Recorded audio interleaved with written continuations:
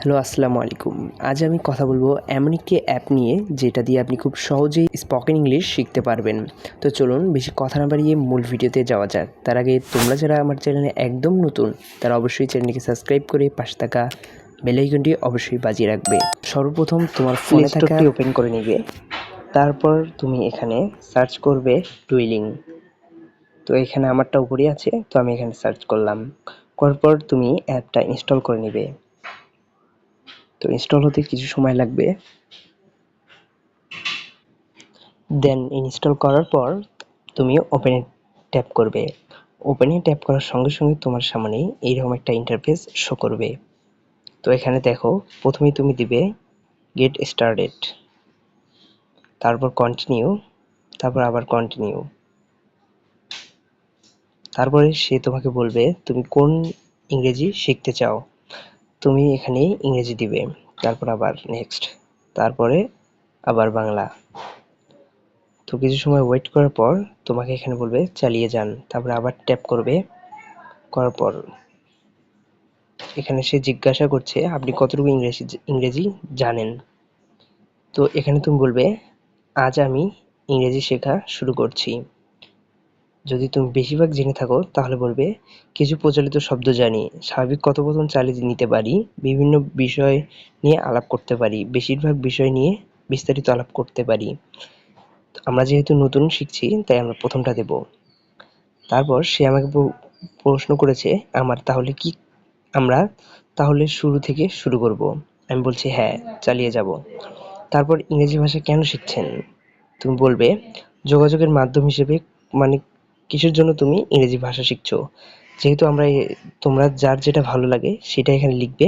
কিন্তু আমার যেহেতু আমি অন্য বিষয় শিখবো তাই আমি অন্যান্য দিচ্ছি। তারপরে আবার চালিয়ে যান দেব। তারপর সে বলছে লেখাপড়ার জন্য একটু রুটিন তৈরি করে ফেলি। তখন আমি তাকে বলবো সহজ, ঠিক আছে। তো আমরা প্রতিদিন 30 মিনিট করে ইংরেজি প্র্যাকটিস করব। আপনারা যার যে সময় আছে সেই অনুযায়ী কিন্তু 3 মিনিট বা 10 মিনিট 15 মিনিট করে দিতে পারবেন। যেহেতু আমরা স্পোকেন ইংলিশ শুরু থেকে এবং ভালোভাবে শিখবো তাই আমরা 30 মিনিট দেব। তারপর নেক্সটে দেওয়ার পরে সে বলছে প্রতি সপ্তাহে শিখতে পারবেন 100টি শব্দ। তার মানে আমাদের কিন্তু স্পোকেন ইংলিশটা অনেক ইমপ্রুভ হবে। তারপর আবার চালিয়ে যান দেব। তারপর সে আমাকে বলছে রোজ রোজ প্র্যাকটিস করার কথা মনে করিয়ে দেবে, তাহলে দেখবেন অভ্যাস হয়ে গেছে। রিডিং থেকে আপনাকে নোটিফিকেশন পাঠানোর অনুমতি দিতে চাই, হ্যাঁ প্রেস করবে, বলবে চালিয়ে যান। সে কিন্তু এখন আমাদের যে হোম পেজ আছে সেটাতে কিন্তু অ্যাড করে নিল তাদের ইয়েটা। তারপর আবার চালিয়ে যান দিবে। তারপর এখানে বলছে চলুন দেখি কোথাকে শুরু করা যাক।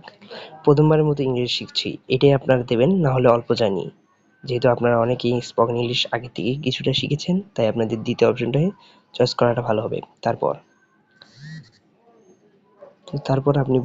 সে আমাকে বলছে আপনি যেহেতু ইংরেজি ভাষার সঙ্গে একেবারেই পরিচিত নন, কাজেই সেকশন 1 থেকে শুরু করা উচিত। তারপর তুমি আবার চালিয়ে যান দিবে। তো দেখো আমাদের কিন্তু সব কাজ কমপ্লিট। এখন সে আমাকে কিছু ওয়ার্ড দিচ্ছে। হাউস, সে আমাকে বলছে হাউস। আমরা জানি হাউস মানে হচ্ছে বাড়ি।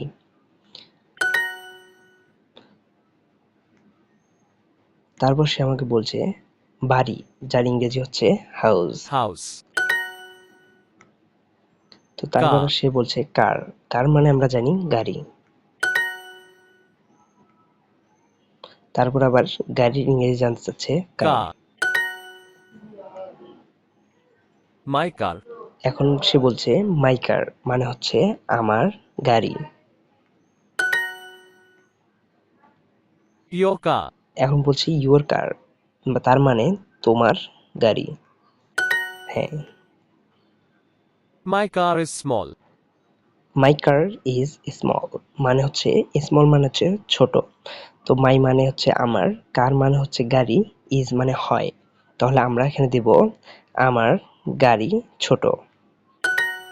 হ্যাঁ, তো আশা your করি car is বিষয়টা small. অনেক ক্লিয়ার, আপনারা সবাই বুঝতে পেরেছেন। তো এইভাবে যদি আপনি প্রতিদিন প্র্যাকটিস করতে থাকেন, ইনশাল্লাহ আগামী 1 মাসের ভিতরে আপনি একজন পারফেক্ট স্পিকার হতে পারবেন।